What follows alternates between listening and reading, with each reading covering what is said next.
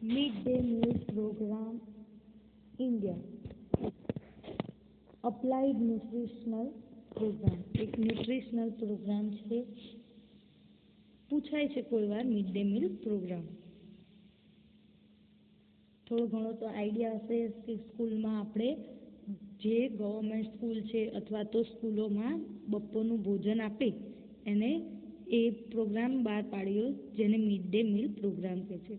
Mid day meal programme 1961 it also called a school lunch programme. એને બીજું શું કહેવાય? School lunch programme. હવે એના ઓબ્જેક્ટિવ જોઈશું. The primary objective improve the school enrolment and to retain aim at literacy. હવે એનો main એમ શું છે કે જો કોઈ બી ગરીબ બાળક હશે અથવા તો પોવર્ટી બિલો પોવર્ટી લાઇન જે બેબી હશે એ લોકો શું કરશે તો કે બપોરનું જમણવાર આપે છે સ્કૂલમાં, એના માટે એ લોકો સ્કૂલમાં મોકલી દેશે કે બપોરનું, કેમ કે પેરેન્ટ્સને બી એ હોય ને કે મારા બેબી ભૂખું ના રહે, તો એના માટે કે જે એને જમવાનું મળ્યું તો એ જમવા માટે એ સ્કૂલમાં મોકલશે. એના લીધે શું આપણને ફાયદો, મેઇન ગવર્મેન્ટને શું ફાયદો થશે તો કે લિટરસી એટલે ભણશે બાળક. તો એ મેઇન એનો ઓબ્જેક્ટિવ છે આ પ્રોગ્રામનો કે આપણે જમવાના બહાને એ બાળક ભણી શકશે. તો બંને આ ગોલ આ મિડ ડે મીલ પ્રોગ્રામમાં ફૂલફિલ થાય છે.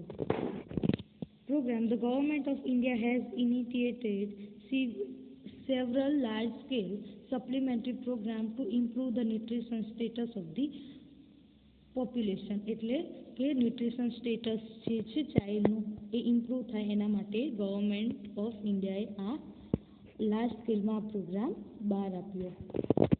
ઓબ્જેક્ટિવ હેતુ શું છે? Extreme poverty and hunger among the children, particularly economic disadvantage, so as to improve their nutrition and health status. શું કહે છે કે જે એક્સ્ટ્રીમ પોવર્ટી લાઇન છે એ એમની હંગર સેટિસ્ફેક્શન માટે, એટલે કે બાળક ભૂખ્યું ના રહે એના માટે આ ન્યુટ્રિશન પ્રોગ્રામ બહાર આપ્યો. બીજા કયા એના ઓબ્જેક્ટિવ છે? Achieving universal primary education. હવે જો બાળકને ખાવાનું મળશે તો એ ઓબ્વિયસલી જે સ્કૂલ આવશે ને એ મોટિવેટ થશે સ્કૂલ માટે, એજ્યુકેશન માટે, ને એના લીધે શું થશે તો જે પ્રાઇમરી એજ્યુકેશન છે કમ્પ્લીટલી ચાઇલ્ડ લઈ શકશે. Reducing child mortality. હવે કમ્પ્લીટલી એનું જમવાનું મળશે એટલે એ માલ નરીશ નહીં રહે ને એ મોર્બિડિટી ને મોર્ટાલિટી એની રિડ્યુસ થશે. કોમ્બેટિંગ ઓલ ડિઝીઝ ઇન્ક્લુડ ધોઝ, એટલે શું કહે છે કે જો કોઈ બી ડેફિશિયન્સી, જેમ કે આયર્ન ડેફિશિયન્સી શું થાય તો કે અનિમિયા, તો એવી જે ડેફિશિયન્સી છે એ દૂર થશે. Reduce the gender gap in education. હવે બધાને જમવાનું મળે એટલે શું થાય તો કે છોકરાઓને ભણાવવાનું ને છોકરાઓને નહીં ભણાવવા, એ બધી વસ્તુ દૂર થશે. જેન્ડર ગેપ એમનું દૂર થશે. To enhance social value, foster equity, thus cast the prejudice and caste class inequality.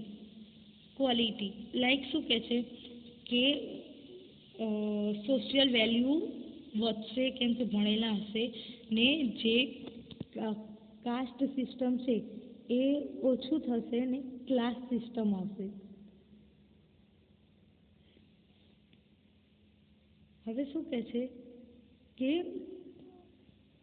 કયા પ્રોગ્રામ આના અંદર છે તો કે વિટામિન એ પ્રોફાઇલેક્સિસ પ્રોગ્રામ શેના માટે એ કોણે આપ્યું તો કે ministry of health and family વેલફેરે. તો કે વિટામિન એ તો કે આઈસ પ્રોબ્લેમને રિડ્યુસ કરવા માટે. પ્રોફાઇલેક્સિસ અગેન્સ્ટ ન્યુટ્રિશનલ અનિમિયા માટે.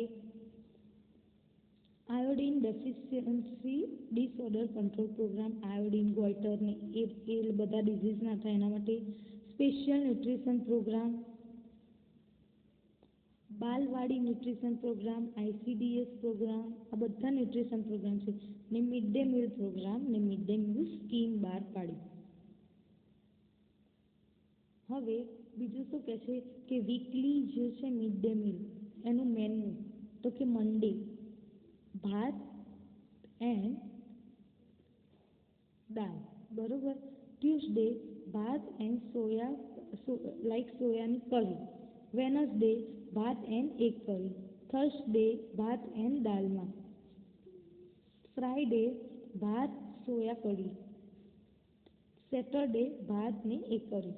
હવે શું કહે છે કે આ mainly general menu according to એ લોકોને જે રીતે દાળ ભાત રોટલી ને શાક એટલી વસ્તુ તો બાળક છે એને આપે જેથી એની હંગર સેટિસ્ફેક્શન થાય ને એ માલ નરીશ ના રહે. Thank you. આ હતો મિડ ડે મીલ પ્રોગ્રામ.